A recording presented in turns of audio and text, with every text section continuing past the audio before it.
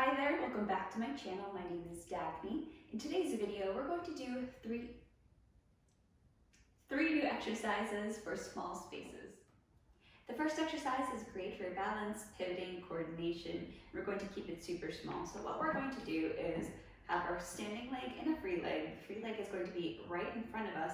And as we bend our standing knee, we're keeping our front leg extended, but we're going to pivot 180 degrees. So as I'm going down, I'm going to pivot, and then I'm going to bring that free leg in to a cross. Then I can transfer my weight and start again on the other side. I'm going to be able to bend a little tight on the space, rotate, and come in from the side and pull it like this.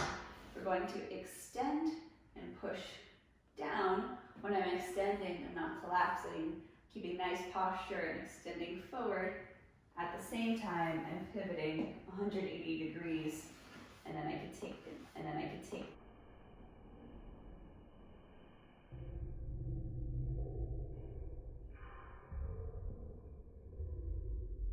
that free leg, and I've transferred my weight now. I'm starting on the other side, extending. As I'm extending down, I'm rotating 180 degrees, and then I'm bringing in that free leg. Once again, extending forward, sort of pulling in opposition. I'm going down and forward, yet I'm pulling up and back. Down, down, down, down, 180 degrees, and bringing it in. When I'm bringing it in, I'm bringing it in the V position. So when I extend my foot out, I'm not sickling, but we're not in that leg necessarily with our legs super turned out. So I'm just extending in the V position for tango.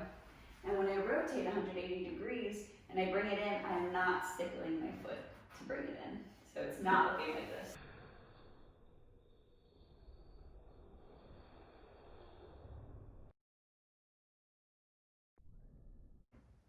We're going to be bringing it in nice in the V position. Start extending, extending, extending, rotating, and then bringing it all up in the V position. Again, extending, extending, extending, down, and then we bring it up. When I'm bringing it up, I'm actually making a little room with my knee right in the front to bring in the straight leg. It's a little secret. So that way I actually have room to bring it in. Otherwise, it's like kind of stuck behind. So I'm letting my front knee soften in order to give it some space. Down and up. So practice that as many times as it takes. It's a little tricky at first to get the coordination right, but once you're in a good flow, you're in a good flow. And so we're hitting the right and the left side as well. This next exercise is very similar. However, instead of having our free leg extended forward, we're going to start with the free leg extended backwards. It's going to look like this. We're going to extend our free leg out right behind us. We're going to do the same thing, which is bending, rotating 180 degrees, and then bringing the foot back in.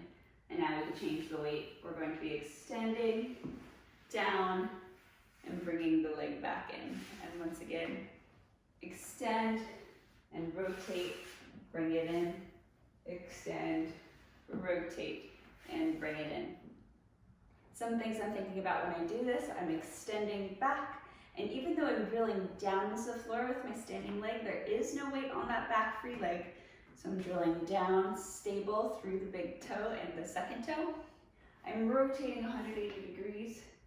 I'm still keeping the weight on the back leg, or the standing leg now, and then I'm bringing it in. Once again, extending, drilling down. There's no weight on that free leg, and then I bring it in so I can switch and go to the other side. So it's very similar, yet a little bit different. Just remember, if you're doing the exercise forward, it's always extending with the forward leg, but this exercise, we're always extending with the back leg.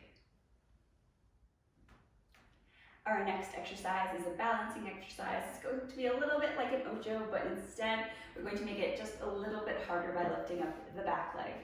When we do our ocho forward, to start, we're going to bring up that back leg, dissociate, bring it up to a passe, and then back down to the collection.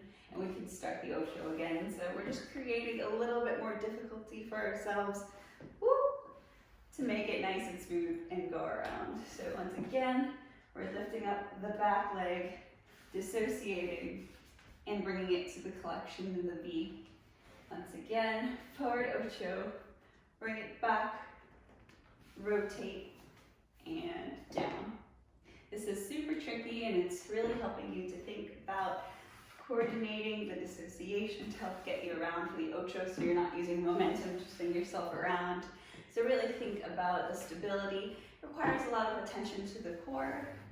If this is too difficult, you can just try to do the ocho with the foot on the floor. Maybe try to lift it a little bit and then put it back down if it's feeling too unstable.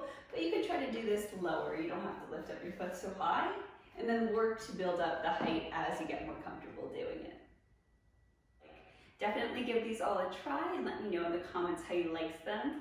Please let me know if there's anything else you would like to see, and I'll see you again next week. Bye.